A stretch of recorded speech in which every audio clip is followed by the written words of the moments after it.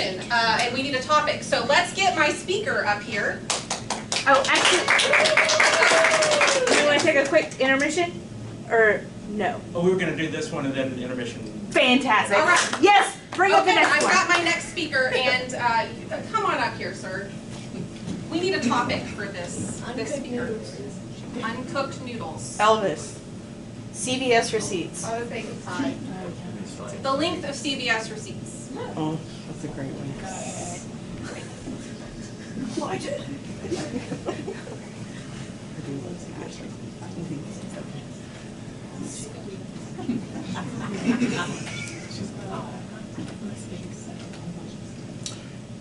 There was in the 1960s a quote from a rocket scientist at NASA who said, "We will get to the moon when the paperwork stacks up that high." See, there's a lot of paperwork that goes into inventing things. Now, my theory, my plan, my idea, if you will, is what if we today, the Artemis generation, powered the next return to the moon using CVS receipts? Hi, my name is Jeff Berry. I'm with, well, no one anymore, but that's another story. But we're going to talk about the future of exploration. I'm sorry. Here.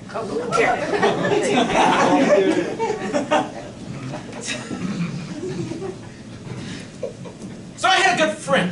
I had a friend who was working on inventing a way to go through space, to go to other worlds, the moon, the Mars, I don't know. But those sorts of places in space that we've all heard about.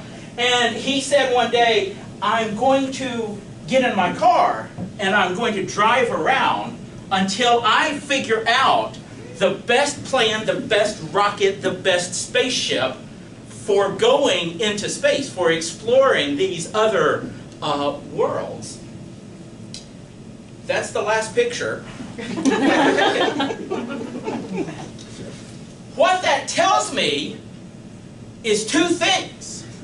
One, this rocket science is not easy. And two, we are bones inside of us. Did you know this? You want me to do it?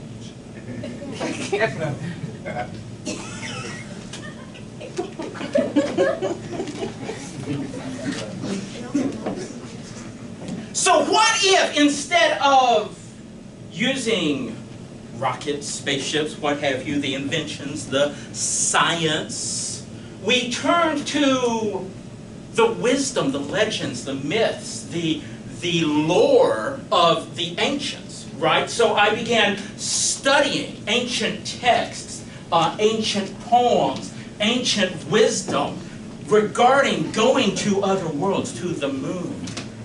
And I discovered that there was an ancient text in which a cow jumped over the moon. And so I said to myself, what if we took this cow, this bovine, this bull by the horns, and we used this to power our journeys into the unknown. So one day I sat on a cow and told it to jump over the moon. It didn't. Never happened. Didn't jump at all. They say the cow will be your friend forever, but not the sort of friend that you want it to be. Next slide.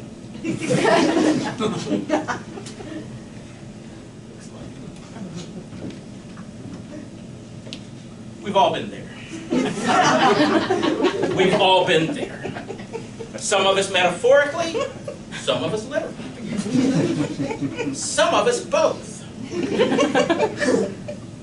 Let me tell you about the time, back in 2013, that I found myself literally on a rock surrounded by sharks, metaphorically on a rock surrounded by sharks. I had been skydiving from a boat that broke. It wasn't a great idea, but it had the advantage of having never been tried. So I took a boat and a parachute and went out into the ocean. The boat the entire time was playing Baby Shark. In retrospect, that may have been a mistake. And so when I jumped from the boat and blew up the boat behind me to get the momentum, obviously, I found myself on a rock in the waters surrounded by sharks.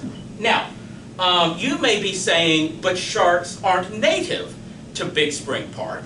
And you would be correct. I had them imported. Again, possibly not the best idea. Maybe a mistake in retrospect.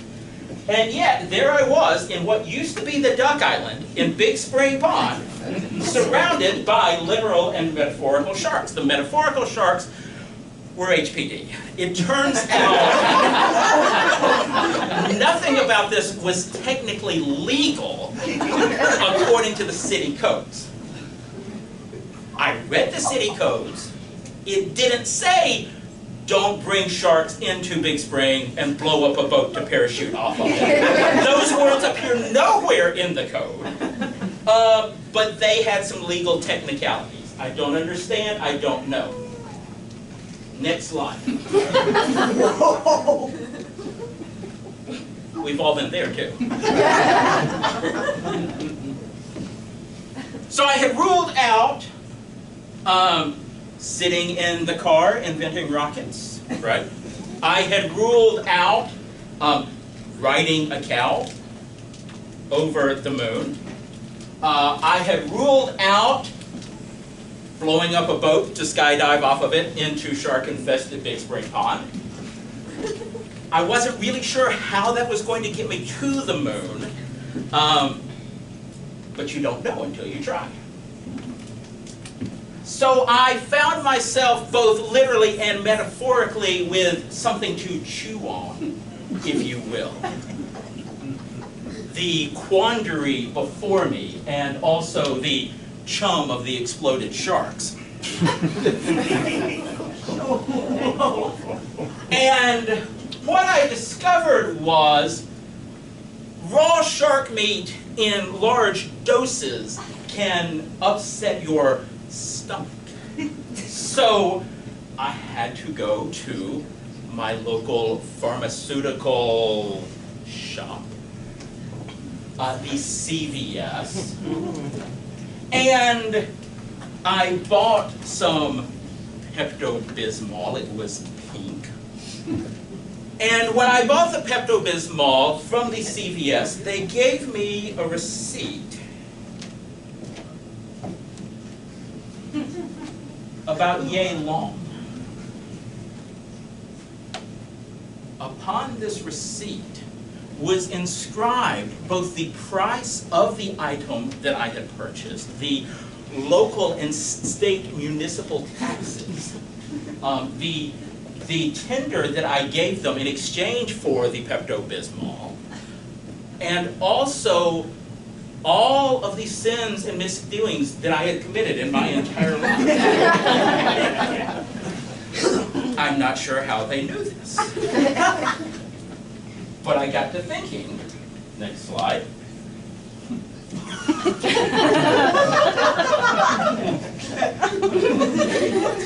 The government solution to a problem is usually as bad as the problem, right? We need to think differently about how we are doing this whole going to other worlds things. We need to abandon this government mindset. We need to take CVS receipts and stack them up, fold them up, pile them up until you can climb them. The very heavens themselves. Next slide.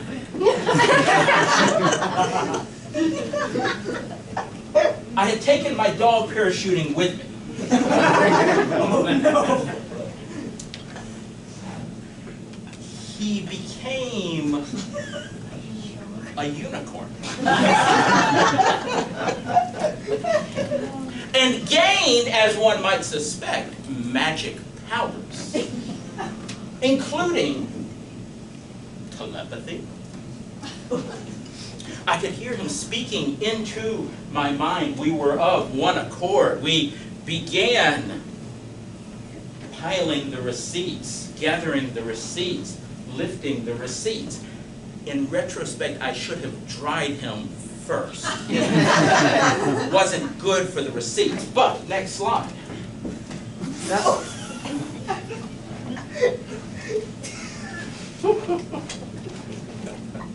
He told me I will be alone forever.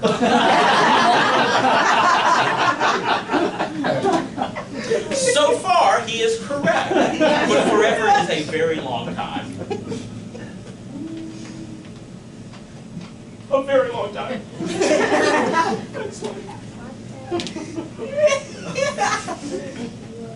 In conclusion,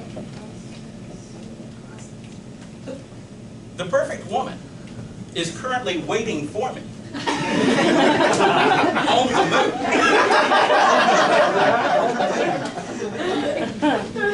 And if you will please send your receipts to my P.O. box,